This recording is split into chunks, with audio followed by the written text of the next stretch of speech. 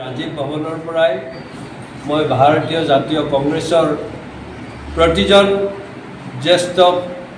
কংগ্ৰেছী নেতা আৰু মোৰ কনিষ্ঠ কংগ্ৰেছী বন্ধুসকললৈ মই কৃতজ্ঞতা জনাইছোঁ যে মই নতুনকৈ এই দলটোত আহিলেও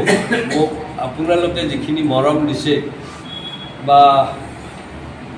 সদ্য নিৰ্বাচিত মাননীয় ৰাজ্যিক সভাপতি গৌৰৱ গগৈ ডাঙৰীয়াৰ তেখেতৰ টিমত যে মোক স্থান দিছে তাৰ বাবে মই অতি শ্ৰদ্ধাপূৰ্বক ধন্যবাদ জ্ঞাপন কৰিছোঁ আৰু আপোনালোককো মই তাৰ ভাগিদাৰী বনাইছোঁ।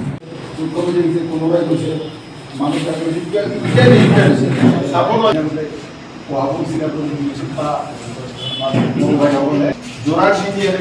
পথ করে যদি পড়ি যায় এই অবস্থা আর যিজনে আহে আমার মিটিং হয় নহয় আমার অফিস সময় সবাই আমার ছাত্র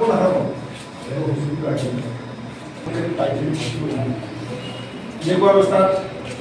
আমার অফিস আছে কিন্তু পাৰা নাই গৌৰৱ গগৈৰ আগত এনেকুৱা ধৰণৰ ইমান কম বয়সৰ ল'ৰা 81ত এতিয়া মোক কিস্তি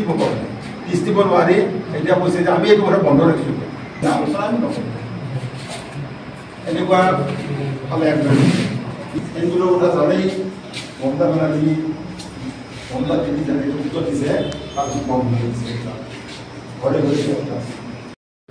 Nalbari town block Congress committee আৰু আজি ভগৰাপাৰ ব্লক কংগ্ৰেছ সমিতিৰ তৰফৰ পৰা প্ৰাক্তন বিধায়ক অশোক শৰ্মা ডাঙৰীয়া মোক আৰু দিব্যজ্যোতি হালৈ ডাঙৰীয়াক ইয়াত এটা সম্বৰ্ধনা জনাইছিল। পিছতে যোৱাকালি এটা চাৰ্কুলাৰ ওলাইছিলে গৌৰৱ গগৈ ডাঙৰীয়া সভাপতি হোৱাৰ পিছতে PCCৰ অবজাৰ্ভাৰ হিচাপে কিছু ব্যক্তিক নিয়োগ কৰিছে। এই অবজাৰ্ভাৰসকলৰ কি কাম হ'ব, কি কামত লগাব এই কথা সবিশেষ কোনো নাজানে। 11 তাৰিখে এখন সভা আহ্বান কৰিছে অবজাৰ্ভাৰসকলক। গতিকে আমি ধন্যবাদ জনাইছোঁ অসম প্ৰদেশ কংগ্ৰেছ কমিটিৰ সন্মানীয় সভাপতি গৌৰৱ গগৈ ডাঙৰীয়া আৰু আমাৰ নেতৃস্থানীয় সকলো ব্যক্তিক আমাক এই দায়িত্ব অৰ্পণ কৰাৰ কাৰণে। দলে যি ধৰণে যি দায়িত্ব দিব সেই দায়িত্ব সুকলমে পালন কৰিবলৈ আমি যৎপৰোনাস্তি চেষ্টা কৰিম। এইখিনি আৰু সেই উদ্দেশ্যলৈ আজি আমাৰ কৰ্মকৰ্তাসকলে আমাক কোন উপস্থিত আজি কি কয় কোন উপস্থিত বৰ্তমান প্ৰাক্তন বিধায়ক অশোক শৰ্মা, মই আছোঁ, দিব্যজ্যোতি হালৈ ডাঙৰীয়া, ব্লক কংগ্ৰেছৰ দুগৰাকীকৈ সভাপতি, টাউন ব্লক কংগ্ৰেছ কমিটি আৰু ভগৰাপাৰৰ আমাৰ সভাপতি আৰু বিভিন্ন কৰ্মকৰ্তাসকল, মহিলা কংগ্ৰেছ আছে, ইউথ কংগ্ৰেছ আছে, সকলোৱে